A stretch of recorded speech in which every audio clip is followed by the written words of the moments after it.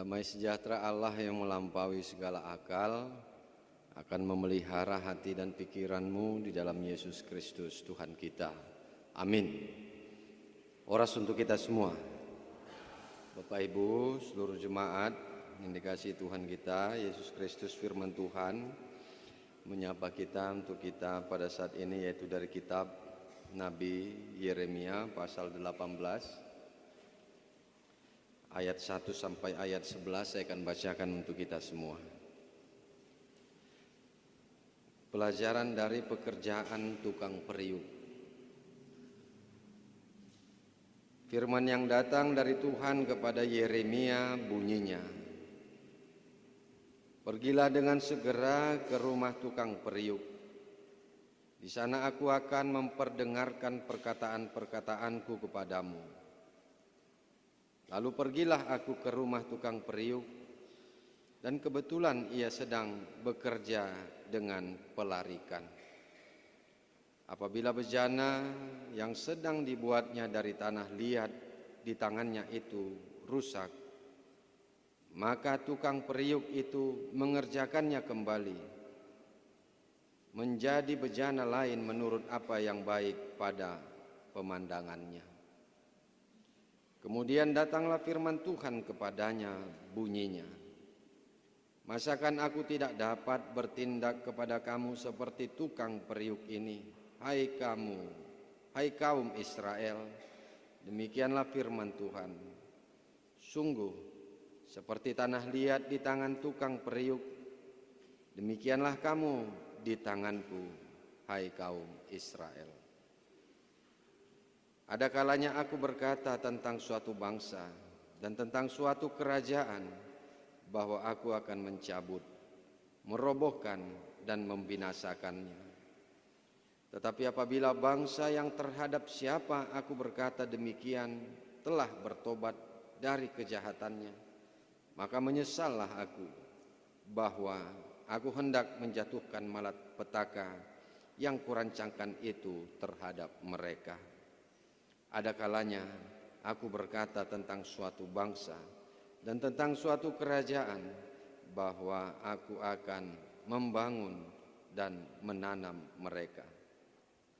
Tetapi apabila mereka melakukan apa yang jahat di depan mataku dan tidak mendengarkan suaraku, maka menyesallah aku bahwa aku hendak mendatangkan keberuntungan yang kujanjikan itu kepada mereka. Sebab itu katakanlah kepada orang Yehuda dan kepada penduduk Yerusalem, beginilah firman Tuhan, sesungguhnya aku ini sedang menyiapkan malapetaka terhadap kamu dan merancangkan rencana terhadap kamu. Baiklah kamu masing-masing bertobat dari tingkah langkahmu yang jahat dan perbaikilah tingkah langkahmu dan perbuatanmu." Demikianlah firman Tuhan. Bapak Ibu jemaat yang dikasihi Tuhan kita Yesus Kristus, satu yang sulit dilakukan adalah memperbaiki yang rusak. Itu merupakan suatu perbuatan yang sulit. Suatu benda contohnya jika sudah rusak akan menjadi sulit untuk diperbaiki.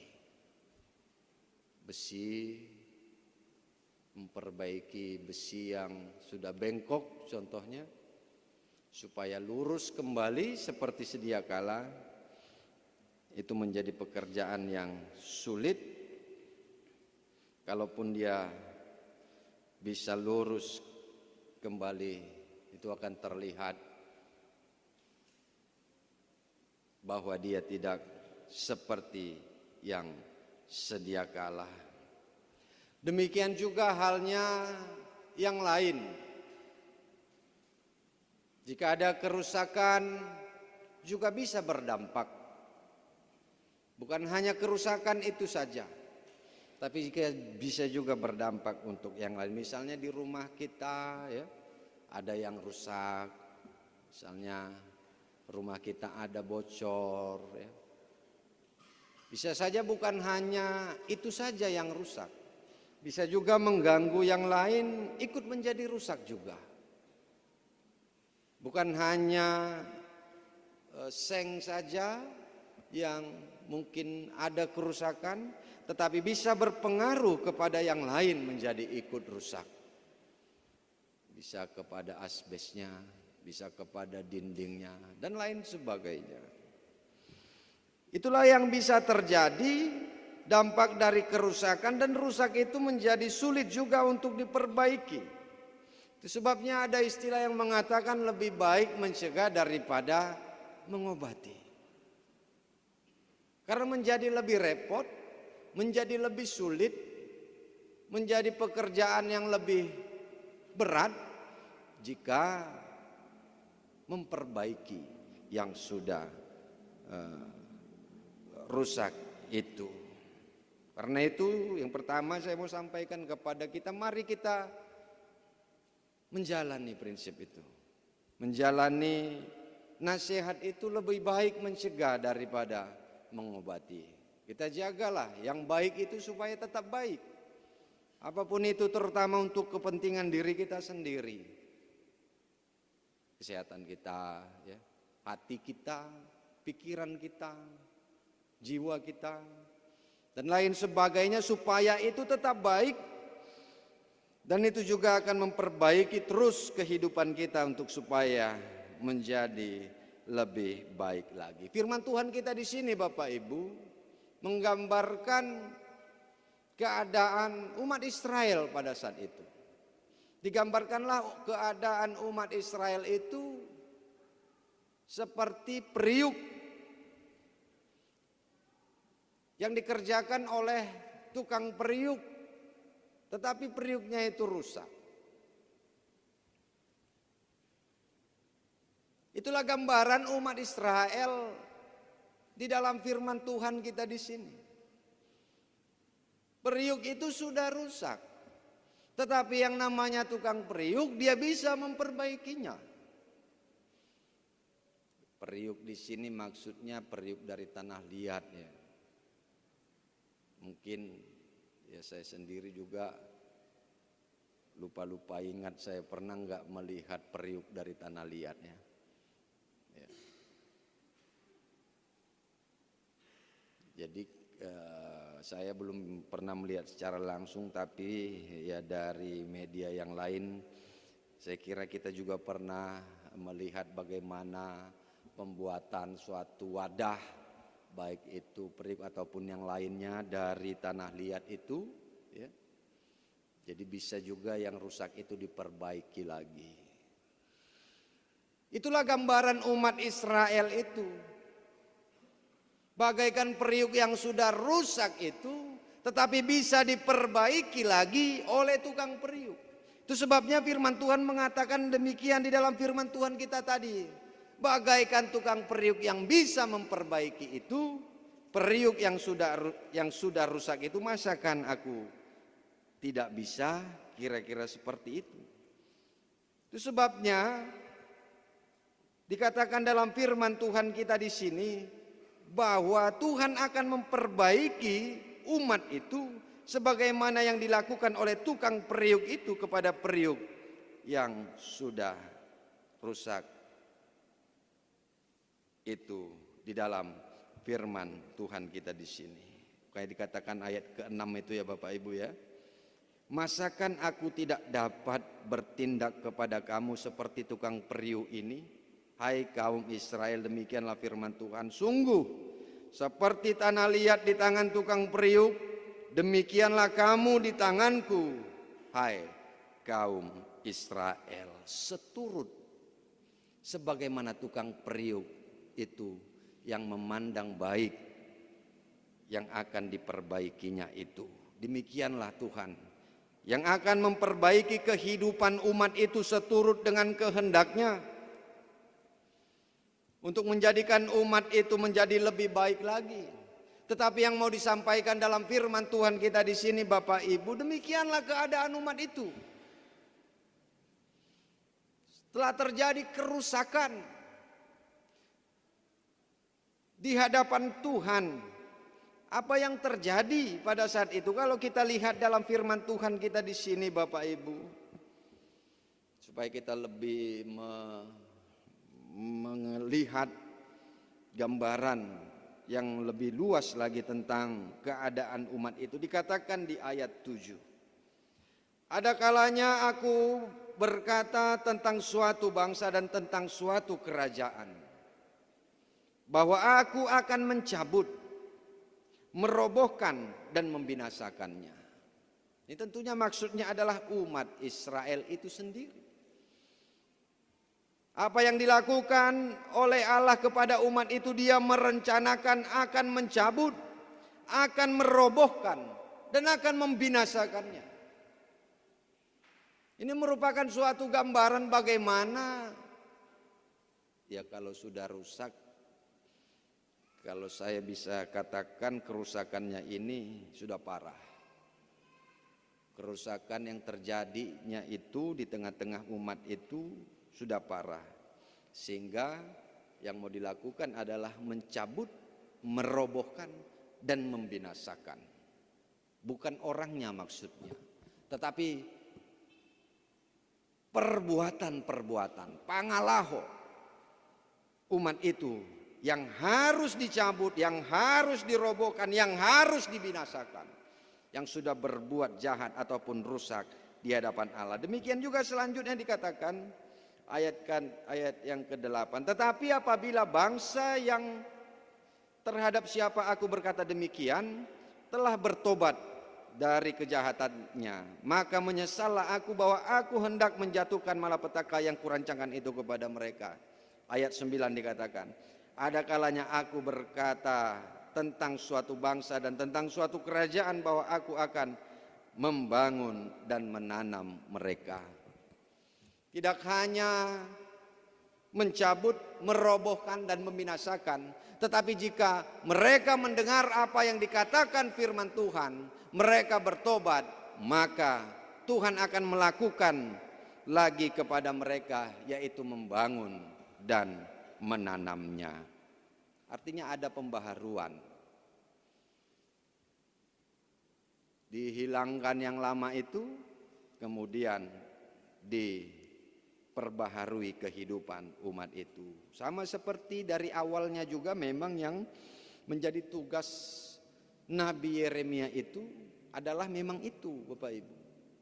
Secara keseluruhan tugas Nabi Yeremia itu saya bacakan Bapak Ibu sejalan dengan ayat yang tadi, yaitu dari Yeremia 1 ayat 10. Inilah yang menjadi tugas dari kitab ataupun Nabi Yeremia itu. Saya bacakan Bapak Ibu Yeremia 1 ayat 10. Ketahuilah pada hari ini aku akan mengangkat engkau atas bangsa-bangsa dan atas kerajaan-kerajaan untuk mencabut dan merobohkan, untuk membinasakan dan meruntuhkan, untuk membangun dan menanam. Sama seperti ayat yang tadi, ayat 7 dan ayat yang ke-9 itu. Memang itulah yang menjadi tugas dari Nabi Yeremia itu, karena sudah terjadi kerusakan sehingga mereka harus dirobohkan, harus dicabut, harus dibinasakan, harus diruntuhkan. Sifat-sifat perbuatan-perbuatan mereka yang sudah rusak itu menjauh dari Tuhan dan membangun dan menanam yang baru pastinya, yang seturut dengan kehendak Tuhan. Yang terjadi pada saat itu Bapak Ibu, mereka sudah menyembah berhala-berhala, terjadi secara keseluruhan perbuatan-perbuatan yang jahat, ya kalau istilah sekarang bisa dikatakan ya terstruktur, sistematis dan masif. Perbuatan-perbuatan yang jahat itu yang sudah semakin menunjukkan kejahatan di depan mata Tuhan itu, sehingga harus dirobohkan, diruntuhkan, dicabut, dikatakan itu menunjukkan situasi yang cukup kronis yang menjadi keadaan dari umat Israel itu. Oleh karena itu yang diminta di dalam firman Tuhan kita di sini, Bapak Ibu, supaya terjadi pembaharuan di tengah-tengah umat itu. Tetapi Tuhan tidak tinggal diam, karena begitu besar kasih Tuhan, dalam rangka kasih-Nya itulah Tuhan mau memperbaharui kehidupan umat-Nya. Kalau Martin Luther di dalam pemahamannya mengatakan bahwa manusia itu seperti lukisan yang rusak. Seperti lukisan yang rusak artinya bahwa manusia itu adalah manusia yang tidak sempurna. Dan ini juga menjadi bagian dari pemahaman dia ya sebagai tokoh gereja dia yang menjadi tokoh reformasi, karena keberadaan ataupun gereja pada saat itu melakukan perbuatan yang memang bertentangan dengan kebenaran firman Tuhan, dengan menjual surat pengampunan dosa ataupun indulgensia, dengan membayar mereka dosa mereka diampuni. Kemudian ada pemahaman yang seperti itu yang menggambarkan manusia ini, gereja adalah tidak sempurna, dengan mengatakan bahwa manusia itu seperti lukisan yang rusak. Artinya harus terus diperbaharui. Manusia itu juga harus terus diperbaharui. Gereja itu juga harus terus diperbaharui. Diperbaharui terus menerus untuk menuju kesempurnaan melalui Tuhan kita Yesus Kristus. Itu sebabnya kalau untuk saat ini gereja kita dengan tahun transformasinya yang mengajak semuanya gereja kita secara keseluruhan untuk bertransformasi, melakukan perubahan yang berkesinambungan untuk menuju kesempurnaan, tentunya sesuai dengan kehendak Tuhan kita Yesus Kristus. Tak ada yang bisa untuk menyempurnakan kita, karena kita tidak akan sempurna. Dengan segala kelemahan, kekurangan kita, kita hanya bisa disempurnakan, diperbaiki oleh Tuhan kita.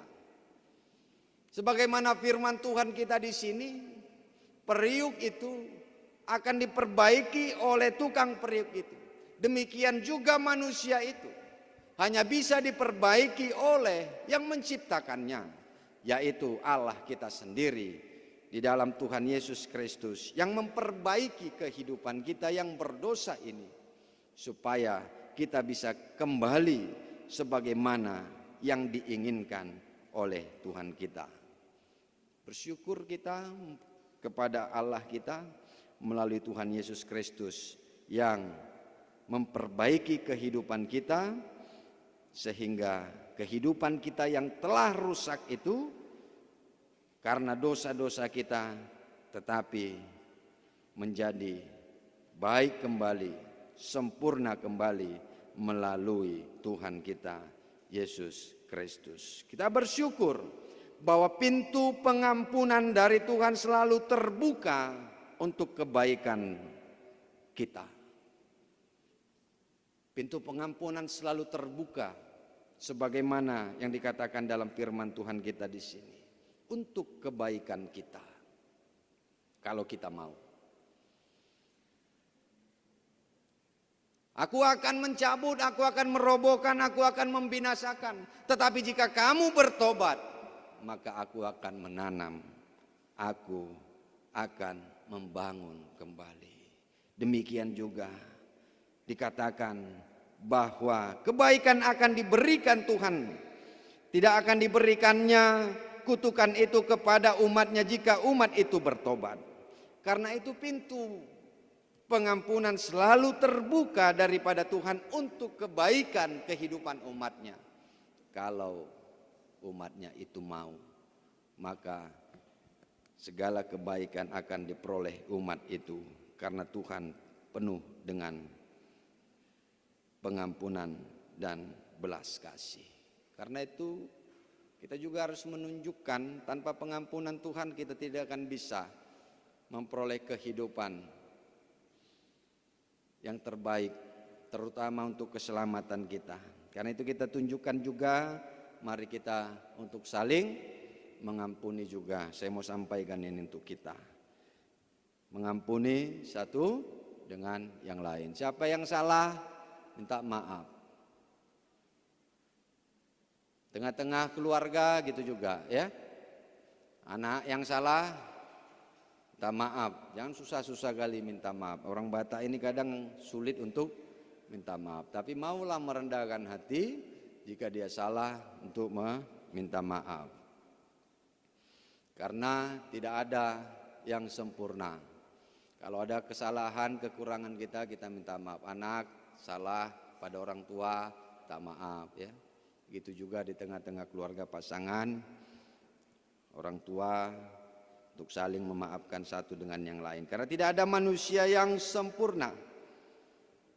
Walaupun terkadang ada juga orang yang merasa sempurna.